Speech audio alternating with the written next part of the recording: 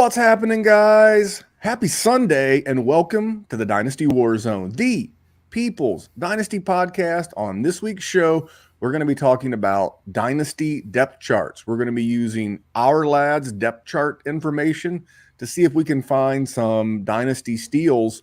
And my normal co-host, Jerry, isn't here tonight, but I got a steal of a co-host with me tonight. You know him as Dan Williamson of Player Profiler. He writes over there. He's also the co-host of Stack Hunters with Bradley Stalder, and you can check that out the same place you're watching this if you're watching live on YouTube, or check out the podcast, which drops on this podcast feed. You can find Dan on Twitter or X or Twix at Overhyped Sleeper. Drop the last E in Sleeper. Dan, man, welcome back. Thank you. Appreciate it, man. It's so nice to get on here and just kind of chop it up with you a little bit, Memphis. It's something we need to do a little more often, and you get busy, I get busy, and all of a sudden, it seems like 2-3 months have passed and we haven't really talked that much. So I'm excited about tonight, and I'm as eager to hear from you as you may be to hear from me. Well, we're gonna have Dan wear two hats. Now I'm bald, so I always wear a hat because it protects my little noggin from getting that dent in my head and chafing the thing. But Dan's going to wear a couple of different hats for us tonight. Dan is going to use some of his best ball prowess. If you're not following Stack Hunters and you play any sort or kind of best ball, whether that's Underdog, what have you, you need to be following Dan and Bradley. It's a great show. Again, you can find it right here. But then also, Dan is one of my personal toughest Dynasty opponents. There's been many a time where I think Dan and I kill each other's action. It's like we'll both quietly inquire about someone, and it's like, oh, wait a minute, Dan's inquiring about him, and then Memphis is inquiring about him. It feels like something's up, Dan. So because of your and we don't do this on purpose, we just kind of see things the same way. Yeah, you are definitely one of a handful of people that happens with a lot. Where it just anytime that I'm talking with you, or we're comparing notes on players, we seem to come down pretty similar on probably 85-90% of them. Yeah, I think because I think the analytics matter. But I think one thing I've always respected about your writing and your podcasting and just your approach to Dynasty, especially, which is what we do, is you're analytical, but you also look at the situation. And it's weird to say that you just take a common sense approach. It's like, what does the money say? What does the coaching say? What does this say? What does that say? And it feels like if you follow that, which you and I do, you come up with a lot of the same answers. Yep, that's exactly it. I mean, analytics is great, and I use analytics a ton, don't get me wrong, but they are a tool. They are not the entire toolbox. They're just one of the tools in the box. And, when analytics is telling me something, I look at a, receiver like Ladd McConkey, and I wonder how come he could never get any more targets than what he got in college. That gives me a reason to pause, even though some other things that I see, my gut feel and all that says, hey, they got to use this guy. But it just gives me that little bit of pause where I'm just not quite all there on him. Well, that was a good name. We are going to talk about Ladd McConkey. We have a ton of guys. And so what I'm going to do, as I was writing out this information from depth charts, I got through the AFC and I filled an entire notebook page of guys I wanted to run by you. So you and I tonight are going to do the AFC. I'm going to find a guest for next week. We'll do the NFC. Maybe Jerry will be back. And last thing I got, we're going to hear about the Dynasty Deluxe. Shout out to our boys Casey and Jay Wayne and Big Co, the guys from the FF Dynasty, the newest partner podcast here with Player Profiler. If you love Dynasty Fantasy Football and you love the WarZone, Casey's been on here several times. He's a good friend. Got him and Theo linked up. I thought they were just going to do a guest spot. The next thing I hear, they're bringing the FF Dynasty as a partner podcast. So, Dan, I'm super excited. Maybe I get Casey on next week. Yeah, there you go. That'd be a great guest for sure. He's big timing me. He's not answering my DMs. I'll have to text him. He's got Theo now, so you're small potatoes now.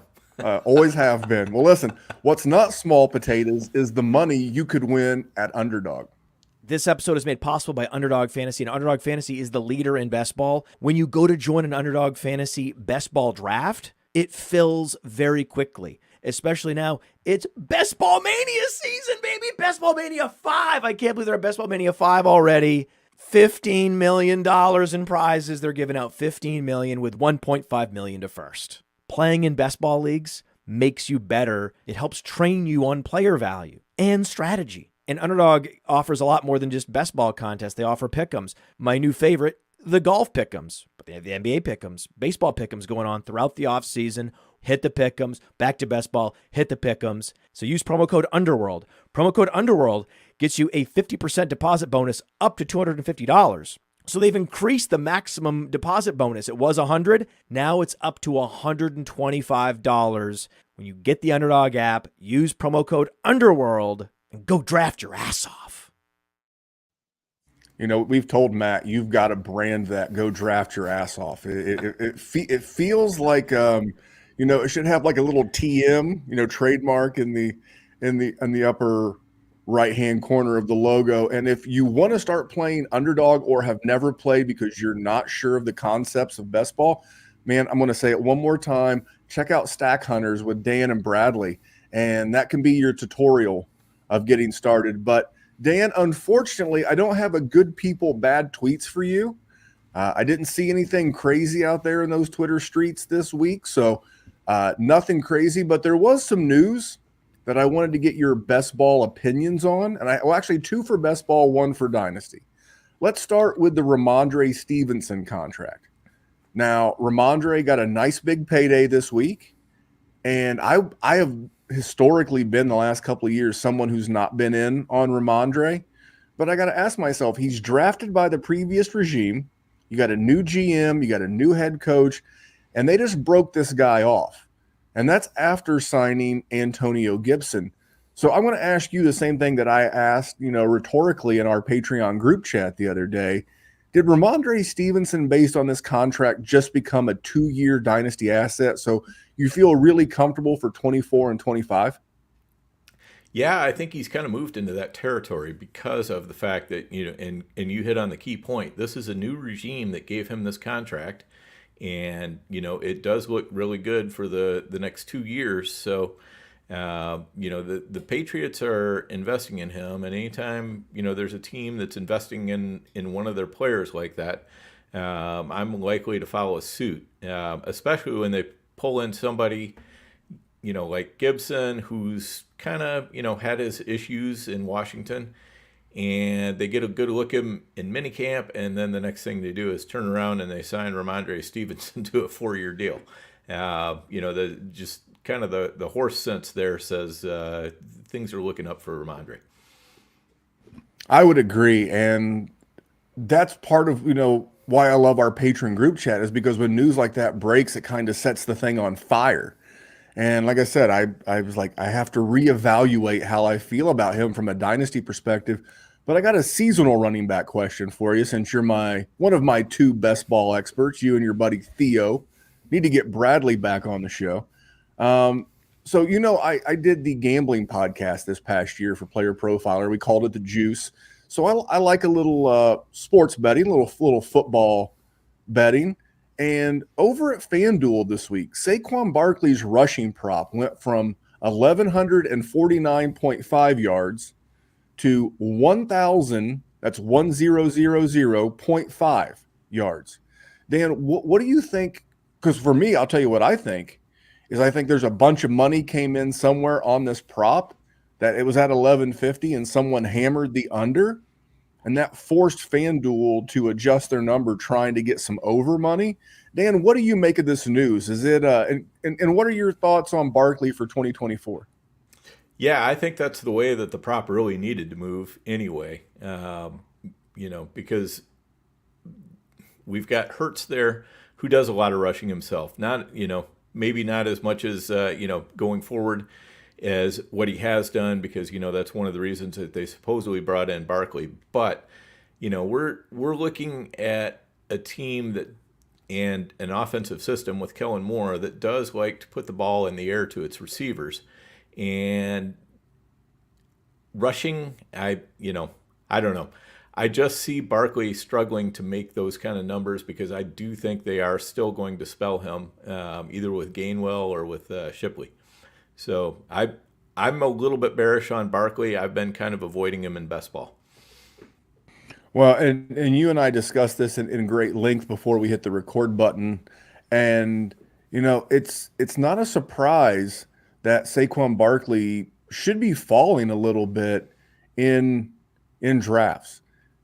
You got the double whammy. Last year, Jalen Hurts in a completely different offense had a career low in targets with DeAndre Swift and Jalen Hurts. And then Kellen Moore last year gave Austin Eckler a career low based on targets per game in the Chargers. So now you have a quarterback who already doesn't pass to the running back, and a quarterback who doesn't pass to the running back, and a quarterback who steals double-digit rushing touchdowns a year with a tush push.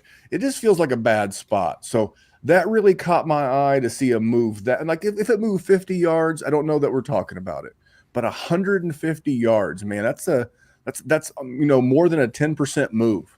So that caught my eye. I wanted to share that, and then I saw a tweet the other day from Greg Cosell. If you're not following Greg Cosell, he's a legendary film guy. He's been doing rookie and player analysis for decades over at NFL Films. I love his stuff. And he came out on the Ross Tucker podcast this week and said that he thinks Sam Darnold's going to start for the Vikings in Minnesota. So, Dan, I'm going to ask you from a seasonal and a best ball league, at least early, let's say the first half of the season, based on, another, we'll call him an expert in the industry saying Darnold's going to start.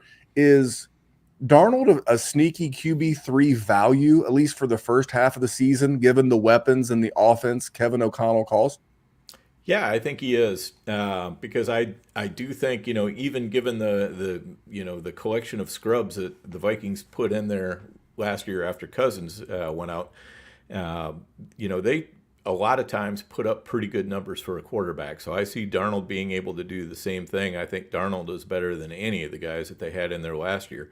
And he is very familiar with the system as well, coming from San Francisco. So I like Darnold to have some pretty good numbers. And you and I were talking before the show too about the tough road that the Vikings are going to have for the first few weeks. So, I see the Vikings probably being behind and probably having to air it out in the second half, and that leading to really good fantasy numbers for Darnold. Whether that leads to good things for the Vikings in real life is hard to say, but fantasy numbers for Darnold, I think, are pretty easy to forecast there. Yeah, on that Patreon podcast that Dan and I recorded before the show, we went through game by game at the first part of the Vikings schedule, and it's pretty brutal. And why would you want to run a young QB out there? But that was some news that I wanted to cover with Dan because I like to get his thoughts on what's going on, especially in this dead time. Those kind of stuck out to me. I don't have Dana White for you. I'll give you this one tonight. See, I'm not a monster. I'm just ahead of the curve. Sometimes you just got to be ahead of the curve. That's why Dan's here. And that's what we're going to do tonight with these depth charts. So what we're going to do is I'm just going to go through. These will be all AFC teams. And I'm going to get Dan's opinion first from best ball. Then he'll quickly pivot to a dynasty-based answer. Dan, are you ready? All right, let's do this. All right, let's start with rookie. And guys, a lot of these players will be rookie and, first-time starter type guys. I mean, I'm not going to tell you about the depth chart related to Calvin Ridley or DeAndre Hopkins or Tyler Boyd in Tennessee. That does not help us from a dynasty perspective. We're trying to get ahead. So, again, I used Our Lads, and ESPN has this or other places, but I like Our Lads. I like their formatting. They have Jalen Polk, the rookie wide receiver for the New England Patriots, listed as the starting left wide receiver. Dan, what are your thoughts on this information for best ball and dynasty?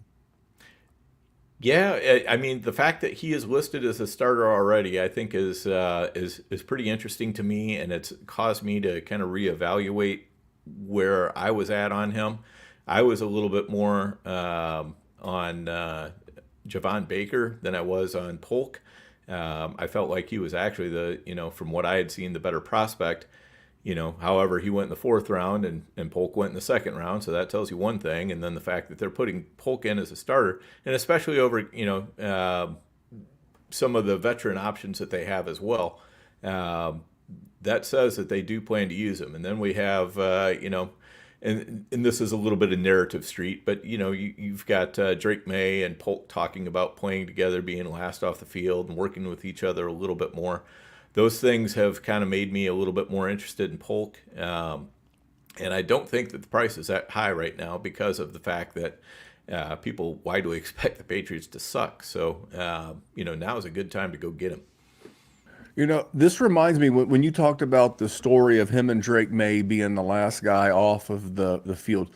When this was a long time ago, but when I was like just in my early formative years of Dynasty fantasy football, I remember seeing a budding relationship between a quarterback named Smokin' Jay Cutler and Brandon Marshall.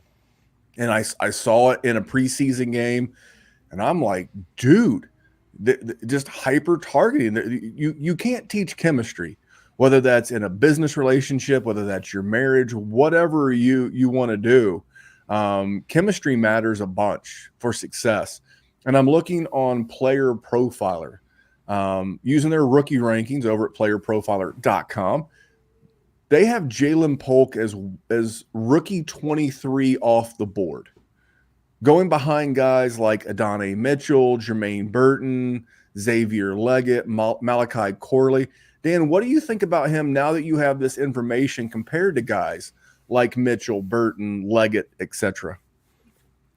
Yeah, I think he belongs right up there with them. I've been concerned about some of those same guys that you just mentioned already, and I haven't heard as good a news about them in camp. So, that tells me that I need to be pushing Polk up a little bit more.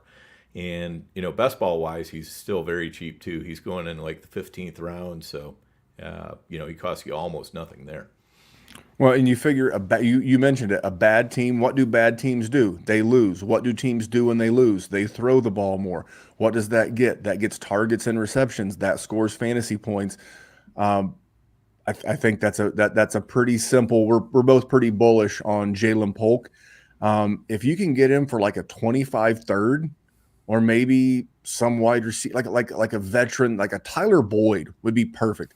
Tyler Boyd in a third for Jalen Polk would just be absolutely a great trade for you. I want to go another rookie wide receiver because not only is he listed as a starter, but I liked him anyway coming into the season, and they traded a target hog away from this team. It's Roman Wilson. Roman Wilson is listed as the starting slot wide receiver for the Pittsburgh Steelers. Now, I don't love the quarterbacks there, although I do think Justin Fields is a bit of a buy in Dynasty. But Dan, for me, for a guy I really already liked coming out of college in Roman Wilson, and then he goes to a team that's notorious for drafting good wide receivers and traded away that got like an average of about 10 targets a game. It feels like there's a real world where this guy could knock out 100+ targets as a rookie. What are you seeing with Roman Wilson in best ball, and what are your Dynasty thoughts?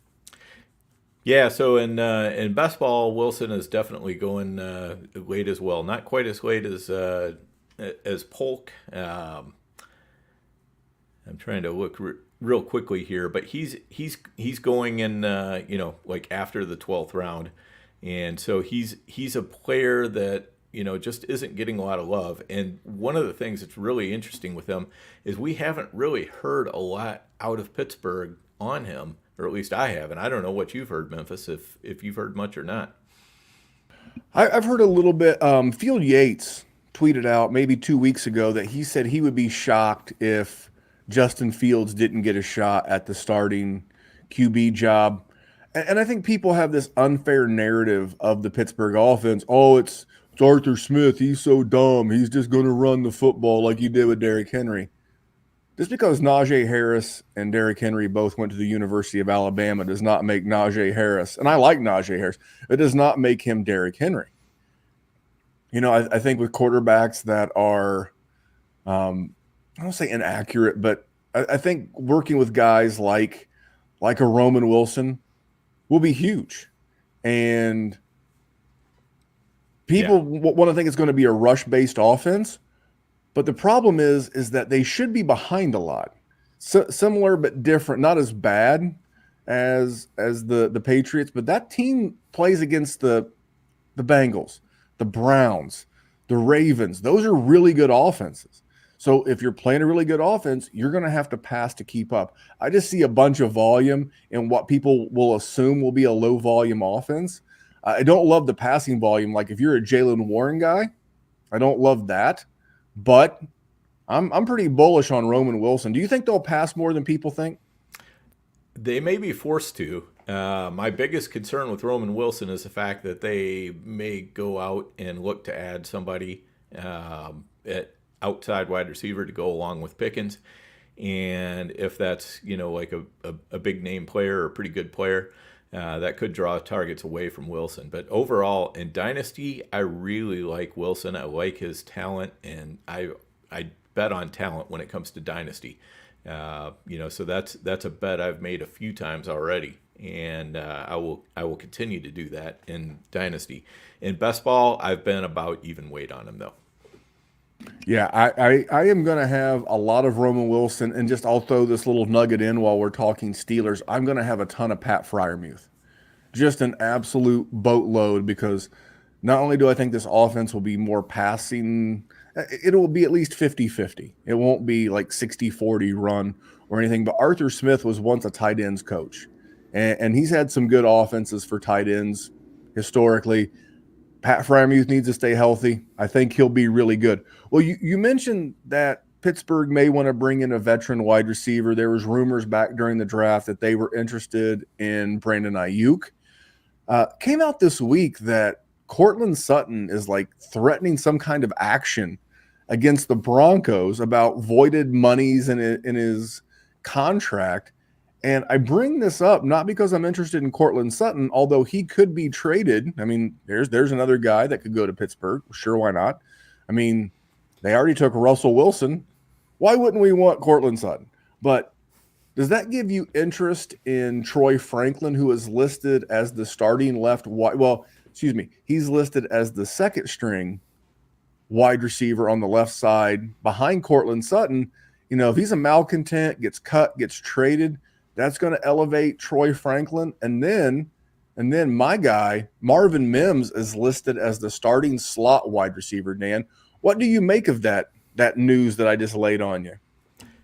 Yeah, I've been in on Troy Franklin and Marvin Mims both, though I was so heavy on Mims last year in Dynasty that I did actually offload a little bit in the offseason just to kind of smooth things out a little bit. But I still made sure I retained plenty of shares of him as well. I like both of those because I don't think that Courtland Sutton fits in Denver's long-term plans. And, for that reason, I want to be in early on both of these guys in Dynasty. And right now the price is not hard to swallow at all for Dynasty. In best ball, I think as long as Courtland Sutton is in Denver, he's still going to be the alpha receiver there. But Mims with a year under his belt, Troy Franklin is somebody who I just loved coming out of college already. So again, I'm betting on talent there. So I'm making sure that I get them sprinkled in on my best ball teams. Yeah, Denver. I'd be curious to see what this offense looks like, and I don't want to take a cheap shot at Russ, but what it looks like with a quarterback that functions well in Sean Payton's system. Because I'm not going to go as far as say Bo Nix could be the next Drew Brees, but he fits that boring, quote unquote, weak-armed, just basically just puts it right on him. And this is a team that's going to have to keep up with the Chiefs. It's going to have to keep up with the Chargers. I'm not so sold on the Raiders yet. I like it quite a bit. I'm bullish. I just mentioned Pat Fryermuth. I mentioned a trade that I made with JJ Zacharyson in a league that we're in together. I took it's tight end premium. I took Pat Fryermuth and Marvin Mims, and I sent him JSN, Jackson Smith and Jigba. Don't dislike Jackson Smith and Jigba. I just don't know. I mean, you mentioned Fant. There's JSN, Lockett's there, Metcalf's there. A lot to go around, and there could be volume enough for all of them. But I want I want a winning lottery ticket. I don't think you ever get a Michael Thomas, the golden years, the glory years of Michael Thomas with the Saints that you had under Sean Payton and Drew Brees. But I think there's some serious target potential for someone there, and I think it's like if I were doing more best ball, I only do a little itty bitty bit of best ball. But if I were doing that, I would want to get like whatever the cheapest wide receiver in this offense I could get, Dan. Yes, exactly. And I've been, for the record, hammering Bo Nix in best ball drafts as a third quarterback when I've needed one. He lacks the rushing floor, but he's going to be safe. It's like people forget that last year Russell Wilson was like QB 14 on the season, and if he had played all the way through, he probably would have been QB 10, 11. Mm-hmm. I absolutely love and everybody who listens to the show knows this about me. I absolutely love QBs that have QB1. And when I say QB1, I mean top 12 for the year at the position. I love guys that have QB1 in their range of outcomes that you're getting as QB2s or 3s, Dan. That's absolutely how you make so much profit, not only financial profit, but dynasty profit, which is what we're talking about. Absolutely. 100%. All right, let's stay in the West. This was brought up earlier in the YouTube chat. It was Uncle Ted, and Uncle Ted was talking about Ladd McConkey, and I'm going to mention Brandon Rice. So Ladd McConkey currently listed as the starting slot wide receiver for the Chargers. But I bring up Brendan Rice because he's listed as the second stringer on the right side behind Quentin Johnston. Dan, what are your thoughts on Ladd McConkey? You mentioned him just a couple of minutes ago. And does Rice already being the second stringer intrigue you? Because he may even be on your dynasty waiver wire. Yeah, he does intrigue me. I do think it's interesting that they have been talking up Quentin Johnson so much, which, is a new regime. They don't necessarily have to do. I know he was a first-round pick, but a first-round pick of a different regime. And a lot of times you just, you don't see the kind of talk that we've seen around Quentin Johnson. It seems to me like they're definitely going to try to make an effort to get Quentin Johnson out there and working a little bit more. The problem is Quentin Johnson is probably better in the slot than he is on the outside, which that can create problems for McConkey, and also it can create opportunities for Brendan Rice. So I think Rice is a very intriguing guy right here. I would agree, and a lot of people got excited by the landing spot in LA with the Chargers. And you should be. All the target competition's gone. Keenan Allen's gone. Gerald Everett's gone. Mike Williams is gone. It's literally wide open. It's a blank slate. The one that I like, and I don't know how cheap he is. I don't know that he's got true wide receiver one upside. But like in best ball, I think Josh Palmer's an absolute steal. Dan, what are you and Bradley talking about when you guys are talking about Josh Palmer over at Stack Hunters? Yeah, he's definitely a steal. He's somebody that I've been working consciously to be putting on my teams quite often, because he's going pretty late. He's going basically in like the 13th round or so, which is you don't need that much out of him to pay off. So I'm taking that discount all the time because he is the one receiver that Herbert really has a good rapport with already, and I think that is going to matter. At least in the short term. So maybe if you're a contender and you've got a good wide receiver room, maybe you're top heavy and don't have a lot of depth, might not be the worst thing in the world to go see what Josh Palmer.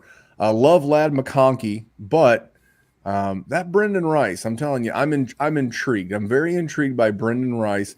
You know, I don't know that he's more than a taxi stash right now. You know, if you have a 3-man or a 5-man taxi roster, but if you can get Brendan Rice cheap, stash him because it's only going to take a couple of games for his value to go up. Let's talk about a couple of running backs. And this guy's a starter. He's an entrenched, locked-in starter, but a guy that the depth chart around him does not say we're going to take carries away from you. And it's Isaiah Pacheco. The backup is Clyde Edwards-Helaire, and then you have Deneric Prince, and then Keontae Ingram. Dan, is it safe to say that Isaiah Pacheco may be the most unheralded bell cow running back in the NFL right now? Because you don't hear a ton about it. Yeah, definitely. And you know, the offense in a lot of ways sort of flowed through him last year when you know, Mahomes was struggling with you know, a substandard receiver core, and they found themselves relying more and more on Pacheco, which is, you know, pretty wild because a couple of years ago when Pacheco broke out, I was the guy who was selling off all my shares that I had acquired for almost nothing, and you know, I'm like, hey, if I can get a second rounder out of him, I'm turning that profit right now. And you know, in a way, I'm glad I did because you know, it's a move that is the right move more often than not. But in this particular case, I kind of wish I'd held on to a Pacheco share or two. Yeah, I that is someone that I was buying last year at trade deadlines, like that Thanksgiving time. You just started to see it. Mm-hmm. And it wasn't so much that Patrick Mahomes was struggling because Patrick Mahomes' worst day is better than like 90% of the league's best day. But you just saw that they were leaning on him. And now the way that he runs, it does make me nervous in that he could get injured because I like to joke with Jerry and say that when he runs, he looks like he's fighting the air. So when you run that violently, there's always a risk for injury, but there's an enhanced risk for injury. But man, there's no one around him that's going to threaten him. And maybe a little Edwards-Helaire, but I love the fact that they were involving him more in the passing game last year. I think he's going to be a top 8 if he stays healthy all year. And he's being drafted nowhere near that, Dan, in any format right now. Yeah, he really is, and even in best ball, he's coming through as quite cheap. So I've been taking shares on him as well. Basically, you can get him right around the area where you're getting like you know, a Kenneth Walker or a James Cook. As a matter of fact, both of those guys generally go before Pacheco, and I have a lot more confidence in Pacheco than either one of those guys. Well, I was getting ready to say the old proverbial gun to your head. I mean, I like Kenneth Walker. I really do. But we talked about this. We covered this last year. I'm sorry, not last year. Last week, we were talking about the split of targets with Zach Charbonnet and Walker. And I love Walker, but he's got his own injury issues. He's missed a couple of games here or there. It feels like he's always on the injury report. I mean, I haven't validated that, but that's just like my feel.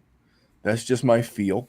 But no, man, Pacheco is just – he's super cheap given what and I think the fact that he's going into year 3, he may want to get paid, but he's dirt cheap. They have no incentive to bring anyone in this year in the offseason.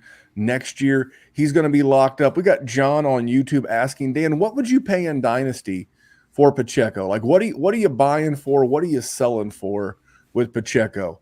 His question was a first or a first plus.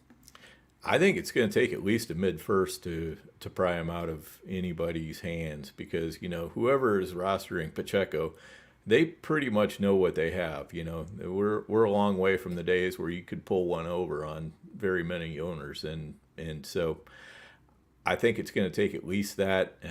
You know, sometimes it takes getting creative. You know, give them back a little bit of a lesser running back and a good wide receiver or something like that. You know, but I think there are ways to get that deal done still. I think by midseason, it's going to get really, really tough, because Pacheco looks to be kind of on, that Austin Eckler type of track where, Eckler was undrafted, Pacheco was taken in the 7th round, but, it's close to the same thing. And, it's dangerous to be investing in those kind of players until they get to the point where it's clear that, they've become the top option for their team, and their team really hasn't done anything to address giving them a serious level of competition. Well, for me, I'm going to answer this 2 ways. If I'm selling, I got to get that first. But if I'm buying, I agree with Dan. I want to give them a second. I'm happy to give you a second. And then like a young, or even in some cases, maybe somebody wants a veteran piece. I have no problem doing that. There are only a handful of running backs that I personally in Dynasty feel comfortable giving a future first for. It's such a churn and burn position that first next year, it's only going to hold and gain value. Whereas if a running back has any kind of a down year, what the market's going to do. I have no problem sending my 25 second and a young guy. But I would prefer not to send my first. But I'm also the same guy who says I want a first for my Isaiah Pacheco. So that's about the best answer I can give you. But if you need more Dynasty answers, you may want to try the Dynasty Deluxe.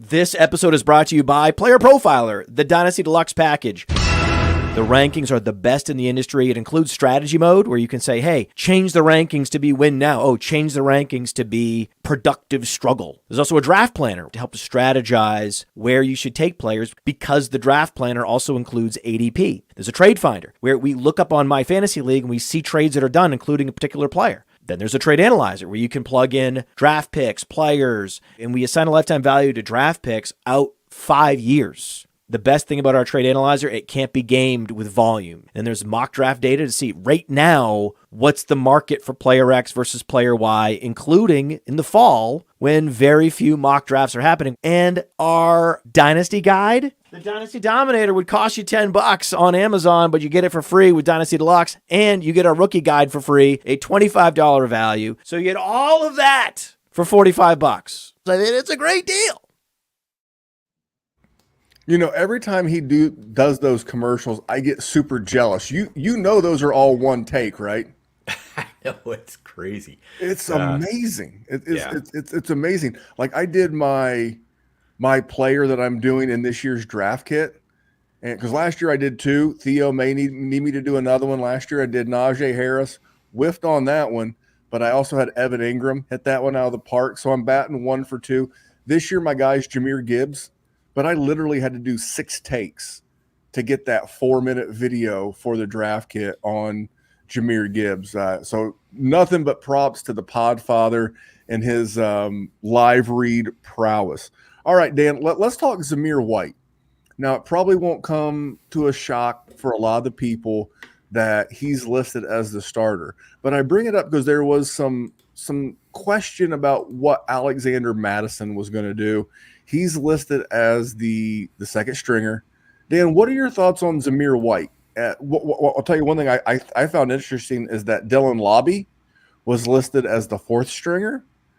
And I think he's someone that could have sneaky value, but this is the locked and loaded answer that you wanted if you were in on Zamir White. Yeah, absolutely. I mean, and the fact that they brought in really just Madison as being his competition is fantastic for White because, Madison, I've seen all I want to see of him in Minnesota. He's a solid player, but he just has no juice. And White definitely has more juice. Lobby being in the 4th stringer listed right now, I think that's kind of veteran deference to Amir Abdullah. But we might see more of Lobby on special teams than in the actual offense, at least in his rookie year. So that's also not too much of a surprise. But I really like White because I do think that he can handle a bell cow role. Whether they're going to give him, that much work, I don't know. But it's at least in his range of outcomes. And that's exactly what you want to see with a guy with a price tag like what Zamir White has. So I've been buying with both hands in both Dynasty and in redraft. How many targets, and we'll say he catches 75%. That's probably aggressive, but check downs from Gardner Minshew, we'll say that. How many targets does he have to get to absolutely smash his ADP? What would you put the under over? Would it be 30, 40, 50? Like, how many targets would make him smash that ADP? I think if he gets to 50, he definitely smashes. What do Okay. you think? And I was thinking 40. I'll be Yeah, honest. I'd go with that too. I mean, I think because he's not that expensive, so I'm with you. I think even 40. I don't know if I'd call it a smash, but a solid win for sure. Yeah, I mean, you're looking at two and a, 2.5 on average per game. He converts two of those, maybe picks up 10, 12 yards. That's 3.2 PPR points on top of his rushing. Maybe he falls into the end zone.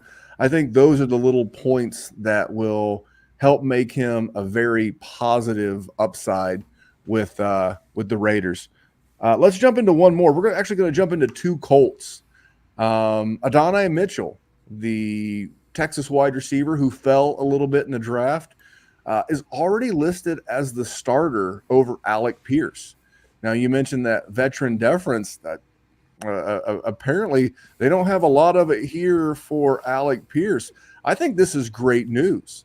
I think, and I know the Podfather does not like Alec Pierce at all, but I think Ballard realized that may have been a whiff, and Adonai Mitchell could be the wide receiver too there. What do you think about Adonai Mitchell? And then who do you like better, Mitchell or Downs?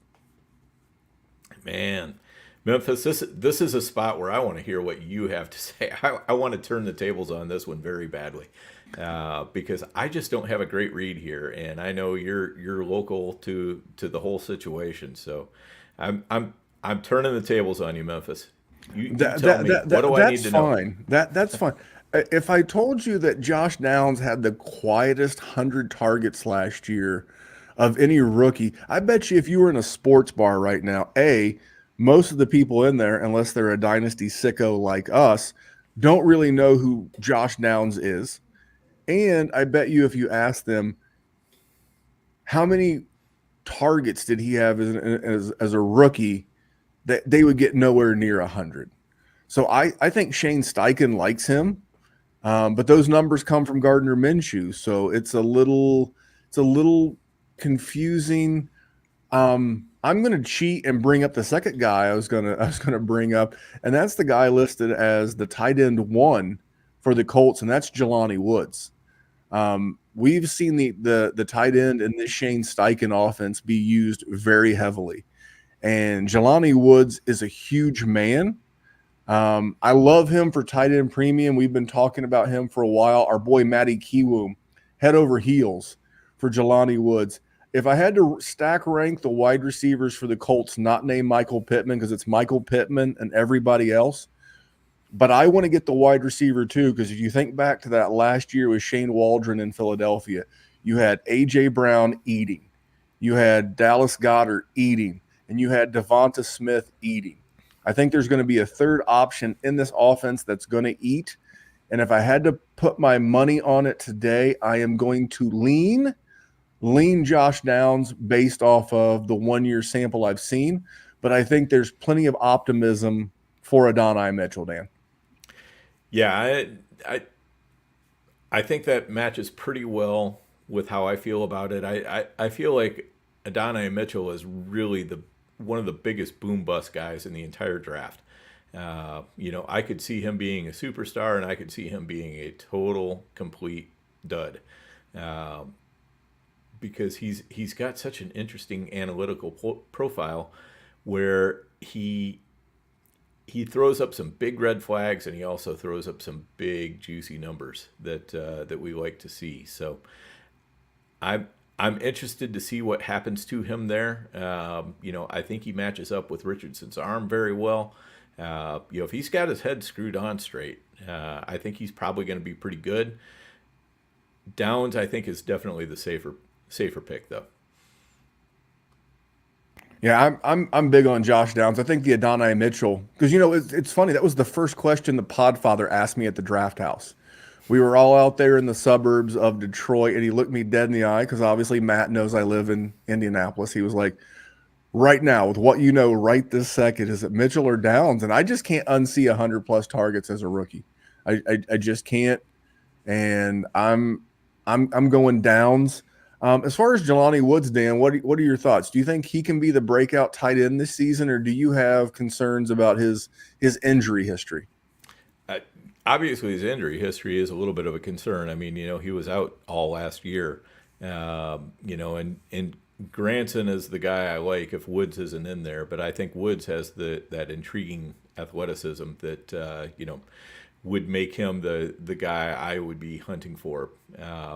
My main concern is that if they fuzz this out too much, which the Colts have been doing a lot in the past few years, and they're just, there's no tight end who's getting enough targets to really succeed. That would be my biggest fear. But if Woods can get, like 70% of the targets that are going to the tight ends, that's what I'm looking for, and I think he would probably smash if he does that. I will tell you this, because there's not only on the Dynasty WarZone, but other podcasts have been very pro Jelani Woods. I'll just throw out a name that might be free in a lot of your leagues. Go look at Will Mallory, the second-year tight end out of Miami. I mean, he's technically faster, not by a lot. You're talking about a 4.5, 4.40 versus a 4.61 for Woods. And a guy I saw used a little bit in the offense last year. We know tight ends take a minute to develop. Again, if you can't get Jelani Woods because the steam is too hot, then maybe you just get Will Mallory. Most of your taxi squad should give you a second year.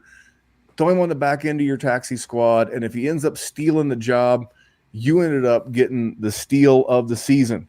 All right, Dan, I want to hit you with another one. We got about 4 more as we start winding this down. What do you think about Ernest Johnson being listed as the RB2 in Jacksonville? Now, I'm not so much from a dynasty perspective, but is he someone that, like, maybe you went super zero RB or super heavy hero RB where you went for a long time? Is he worth drafting if you didn't draft Travis Etienne? I think he can be. I do think Etienne is going to be in for another bell cow role this year, simply because, D'Ernest Johnson is really more of a breather back than anything. Bigsby was the guy that they had been hoping would, come in with the talent level to really make it a little bit more of a split backfield, which Doug Peterson often prefers. And, so I think they've wanted Bigsby to take that role, and he just hasn't been able to do it so far. And it hasn't looked good so far through minicamp this year either. So, I mean, I like Johnson. I'm just not sure that he's going to get enough work unless something happens to Etienne. I mean, Etienne has to get injured, suspended, something like that for Johnson to really have enough of a role. So you're really rolling the dice on a play like that. Yeah, that's one of those, don't draft your handcuff, you draft someone else's handcuff. Mm-hmm. And that's one where you're hoping to, I mean, not hoping, but if you land on the right side of the injury story, could be a guy. We mentioned earlier that the Raiders signed Alexander Mattison, and it ended up not being a threat to Zamir White's opportunity to be the bell cow.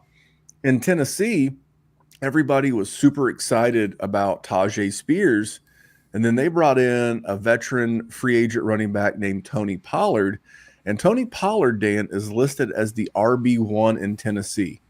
So which side are you on? Are you team Spears or are you team Pollard? I am team Spears just because I am team take the cheaper option when we have two backs like this, where I'm confident in both of them and both of their abilities, because you know what? I do think it's going to be a relatively split backfield here.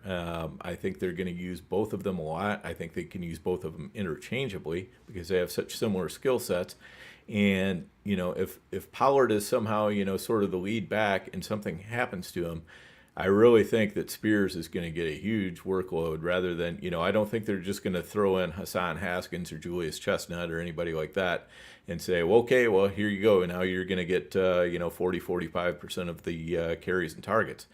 I would see that much more going to Spears. And, Pollard didn't look great last year in Dallas. He was coming off of a pretty bad injury. You get that basically the torn ankle ligaments along with the broken bone and the lower leg there.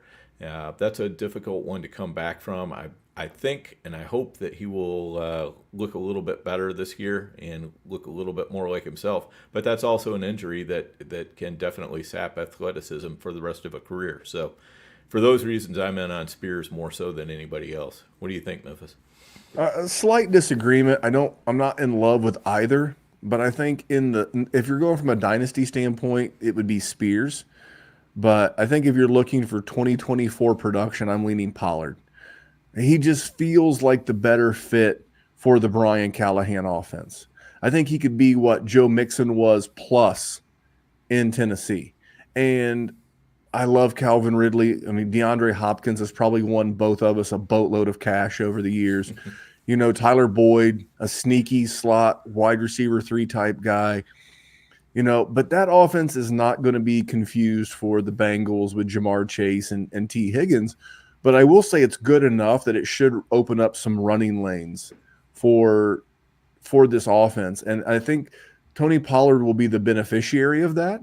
I think this will be we look back and it's very Jalen Warren, Najee Harris from last year, where the fantasy points, not so much in the same work capacity with Harrison and Warren, but like in the fantasy points where they're very similar. I'm not going to be surprised.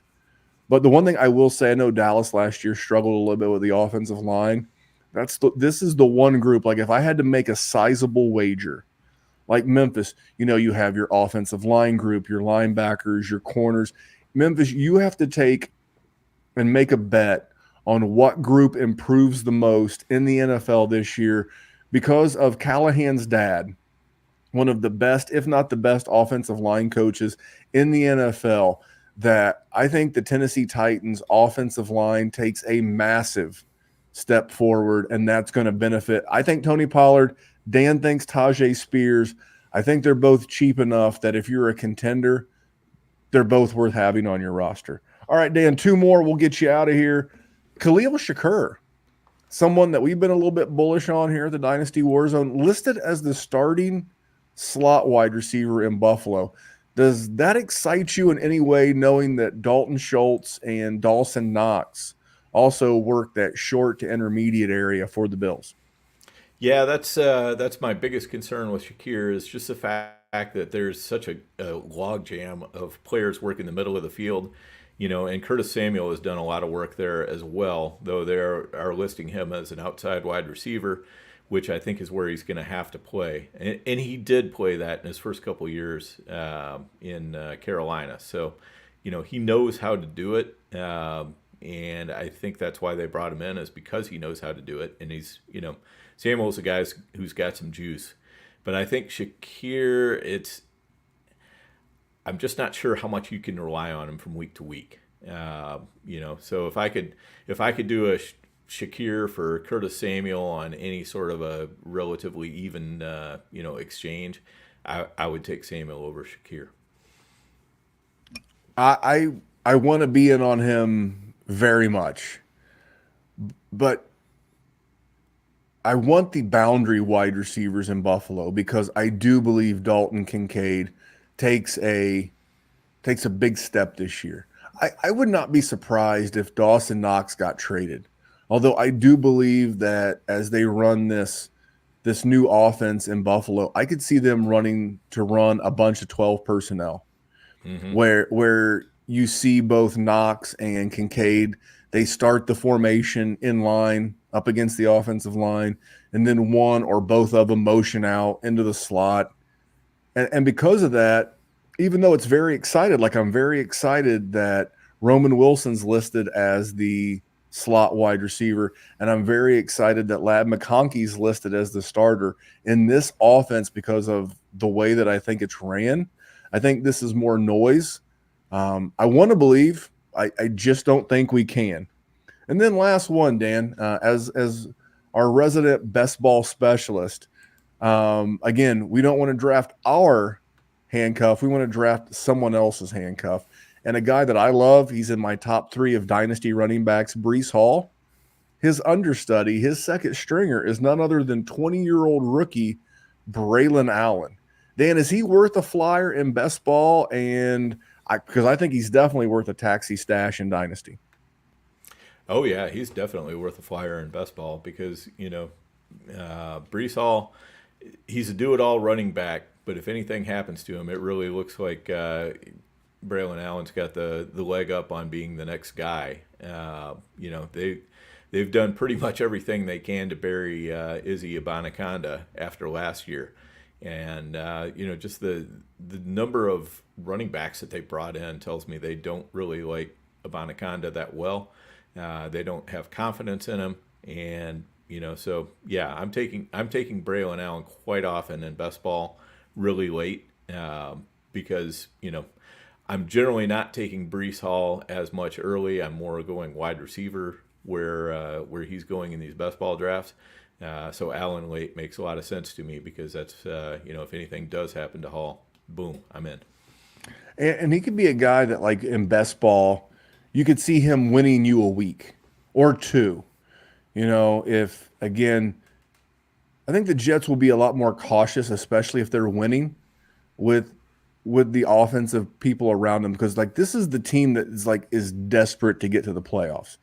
So I mean, maybe I'm wrong. Maybe they'll pound the ball a ton with Breece Hall, but I think you bring in this big old bruising rookie to take a little bit of that load off, and maybe he can vulture you, like that Mike Allstott for you older fantasy football fans here. Maybe he can get a little bit of that Mike Allstott role and steal some short and goal line type work. But Dan, that is my list for the AFC. I didn't want to make them super obvious. I appreciate the people in the chat who are bringing up Uncle Rico Dottle. Don't think for 1 second you won't hear that name next week when we do the NFC version of this. But Dan, what's going on at Stack Hunters this week? What's going on with your writing? Give the people a little bit of where they can find you and what's going on. Yeah, so we've got Sam Hoppin coming on to Stack Hunters this next week, and he's a great best ball mind. We're really looking forward to being able to pick his brain a little bit. Right now, I'm putting together an article for Player Profiler on late round tight ends that you can take in drafts and either cobble together a late round tight end room for best ball, or if you grabbed one early guy and then now you've waited until very late in the draft, how you can round out your tight end room and still make it productive. I love it. And I always check you out. If you haven't listened to it, maybe you're listening on the Dynasty WarZone channel. Please subscribe to both YouTubes if you're a YouTuber, or podcast if you're an audio podcast person like me. Subscribe to both channels. But if you didn't hear Dan's visit with the Podfather on the Mind of Mansion podcast about 10 days ago, go back in your podcast queue, search for it. I promise you it is appointment listening. It is, and I'm not saying it because it's you, Dan. I'm saying it because it's the truth. And I listen to every Mind of Mansion. I don't listen to every Player Profiler podcast from bell to bell, but I never miss the Mind of Mansion. And the one that you and Matt did a couple of weeks ago, 10 days, was one of the best that I've heard this year. If you're into seasonal stuff and best ball stuff, it's a must. So check out my man, Dan. You can follow him on Twitter at @overhypesleeper. Drop the last E in sleeper. Why? Because he said so. And what I'm going to say is we're going to see you next week. Check out our Patreon. Dan and I did an entire other podcast, about 20 minutes of bonus behind the scenes content just for the patrons over at patreon.com/Dynasty WarZone. Check out the Dynasty Deluxe. Check out Underdog. Promo code Underworld. Thank you for tuning in. We'll catch you guys next week. And on behalf of my friend Dan, I am Memphis, and we're just here to make the world a better place for fantasy football. Have a great week, guys. Hey, I want to thank you for being part of this broadcast. If you have any thoughts on it, leave a comment. If you enjoyed it, make sure you leave a like. And if you want to see more shows on the Player Profiler channel, subscribe to it. That's how we know you want more.